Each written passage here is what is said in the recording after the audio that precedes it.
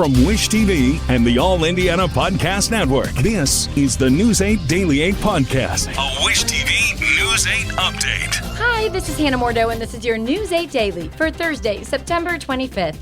Outside right now, it's dreary, cloudy, kind of rainy in some spots, but the good news is this is going to be the end of the showers this morning. It might stay kind of gloomy looking, but as the day goes on, it will get better, and this weekend is looking fantastic. Parents of a Warren Central High School student are calling for action, saying the coach's actions sent their daughter to the hospital. News 8's Kat Sandoval talked to the parents and the school.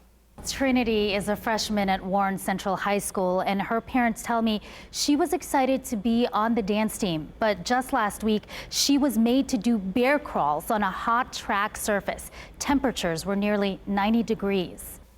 This was Trinity's hands following that practice.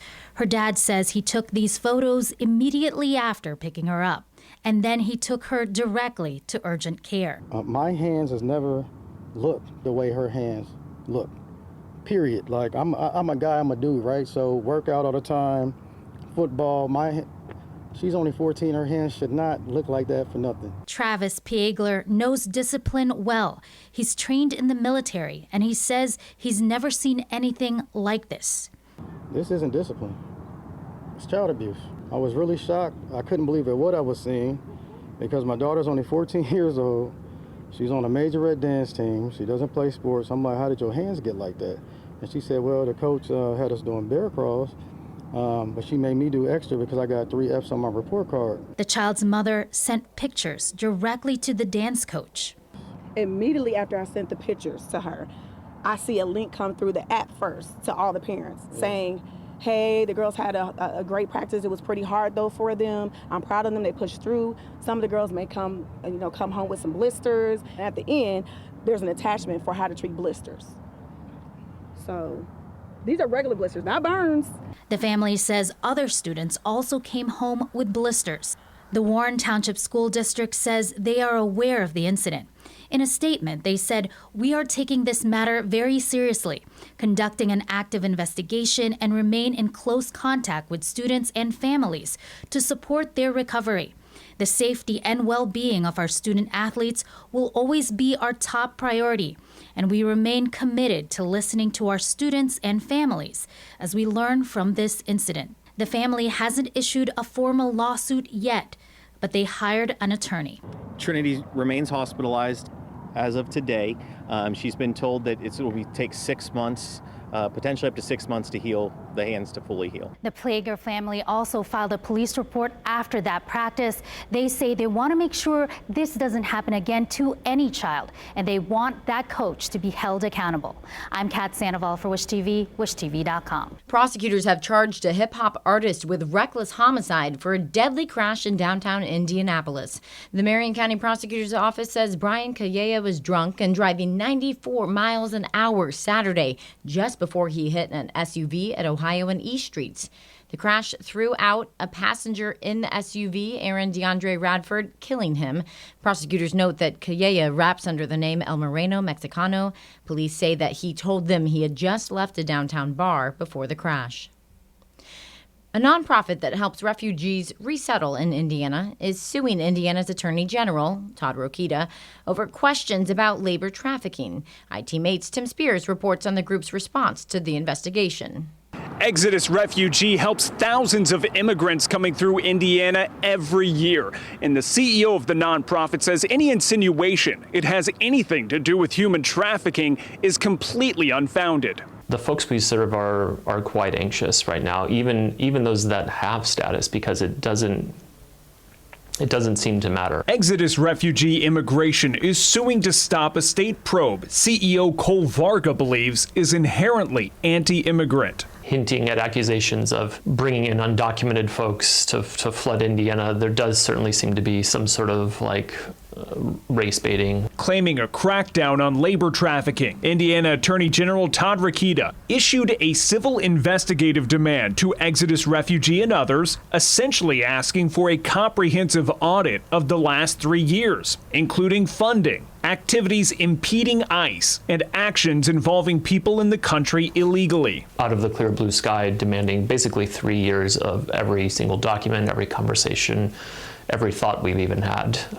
just be turned over to the Attorney General without any backing, any evidence. In a press release describing Exodus Refugee as a nonprofit that provides services to illegal aliens, Rokita said in a statement, "The mass movement of illegal aliens and others into Indiana has exposed our communities to significant public safety risks, including increased concerns about labor trafficking." We're literally part of a federal program that the feds have vetted the folks that are coming to us. The lawsuit, filed by the ACLU of Indiana, claims the AG probe is targeting Exodus for its advocacy work and to deter others from doing similar work. Vargas says Exodus Refugee has no intention of shutting down. It's a fishing expedition, and we're not interested in playing along. This lawsuit seeks to stop the civil investigative demand based on the grounds it violates the First Amendment, as well as award any costs and damages. Reporting in Indianapolis, Tim Spears for Wish TV and WishTV.com. The Pacers are paying tribute to the woman considered the matriarch of the franchise. Nancy Leonard has died. She was part of a pivotal pairing in Pacers history. She was a pioneer in the front office. Her husband, Bobby "Slick" Leonard, was a longtime coach and broadcaster. News 8's Aaron Gutierrez tells us there's no shortage of memories and reactions, starting with the team's biggest star. Nancy Leonard spearheaded a telethon that would save the Pacers from financial ruin. Picture this. It's the summer of 1977. It's just 1 year after the ABA merged with the NBA. At this point, Nancy Leonard's official role with the Pacers was assistant general manager. So why were the Pacers' finances in trouble? The NBA charged an entry fee of more than $3 million to each of the 4 ABA teams joining the NBA. Adjusted for inflation, that's more than $17 million today. The merger deal also initially blocked the Pacers and other ABA teams from sharing in NBA TV revenue, and the ABA teams also had to pay part of a settlement to the league's teams that folded following the merger. The Pacers announced that they needed to sell 8,000 season tickets for the 1977-78 season, otherwise the team might fold. The Pacers say Nancy and Slick Leonard quickly put together the 16-hour Save the Pacers telethon that aired July 3rd and 4th, 1977. For a while, it looked as if the team might not reach the goal, but in the telethon's final minutes, Nancy Leonard stepped up to the mic with an announcement. Bob, we're at 8,028.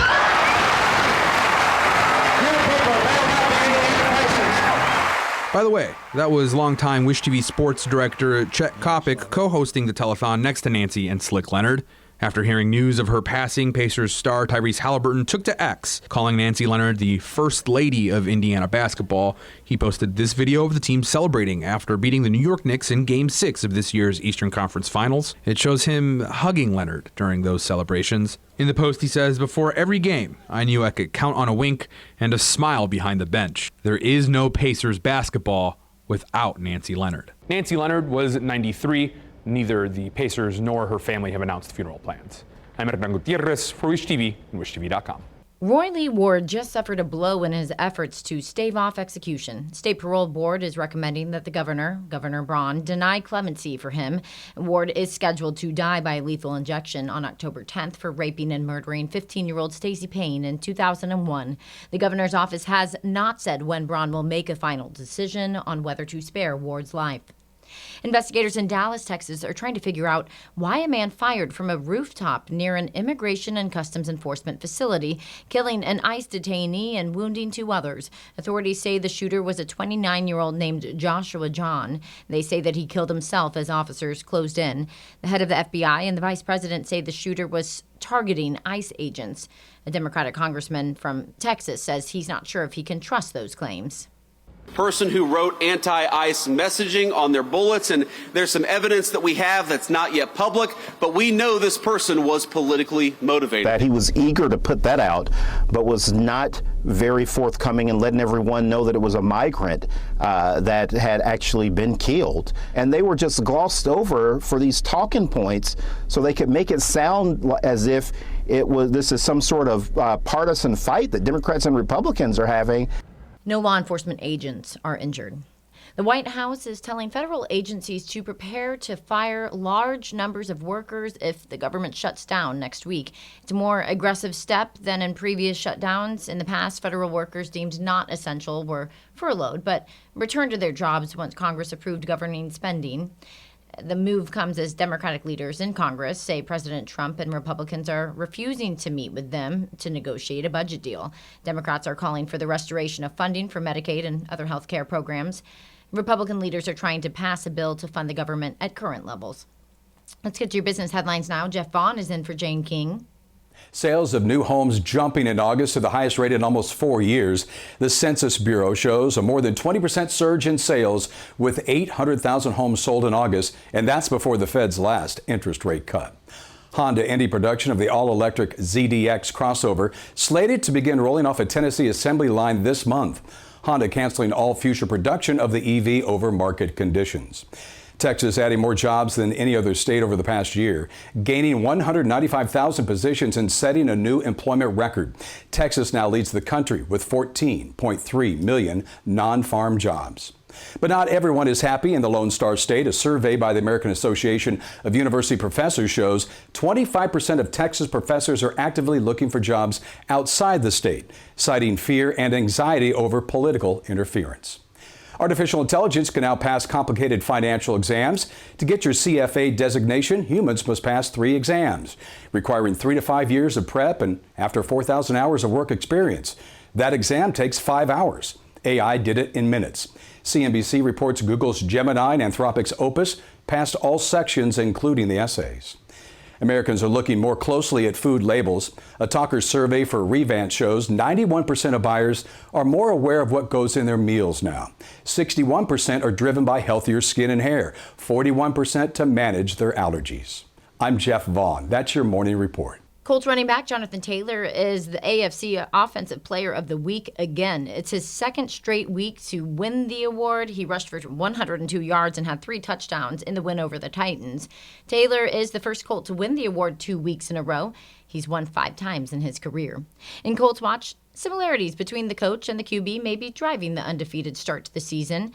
That's the assessment, at least of one noted local sports personality. On last night's Unfiltered Conversation, Phil Sanchez talked to Derek Schultz of the Query and Schultz podcast. Colts have the top scoring offense in the league. Schultz says he sees strong similarities between the quarterback, Daniel Jones, and his head coach. I think it also helps linking him up with Shane Steichen. These are 2 guys that, and I mean this in the nicest way possible, are the biggest football nerds that you'll ever meet. They're very cerebral, right? They're smart. Yep. They're obsessed with the game. They prepare like crazy. And I think those 2 have had a lot of connective tissue here and are really vibing right now with the way that this offense is moving the football. Colts play the Rams in L.A. at 4:05 on Sunday. Pacers star Tyrese Halliburton has new signature shoes. They're coming out today with a big event downtown. Puma calls them the Hali 1. News 8's Colin Bailey tells us where they drop and what the price is.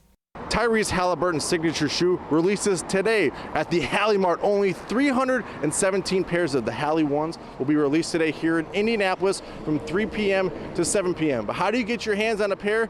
We have to come to the Hali Mart. Like I said, open from 3 p.m. to 7 p.m. Tyrese Halliburton will also make an appearance here. Halliburton's Hali 1 Opal are releasing today alongside some limited edition Halito snacks, which Foot Locker says are inspired by Indy's energy shoe designer Salih Benberry. He's a big name in sneakers. He says he and Halliburton created the Hali 1s from start to finish. Tyrese released a quote saying, "Building a shoe from the ground up is every Hooper's dream, and getting to do it with an industry icon like Salih took the experience to another level.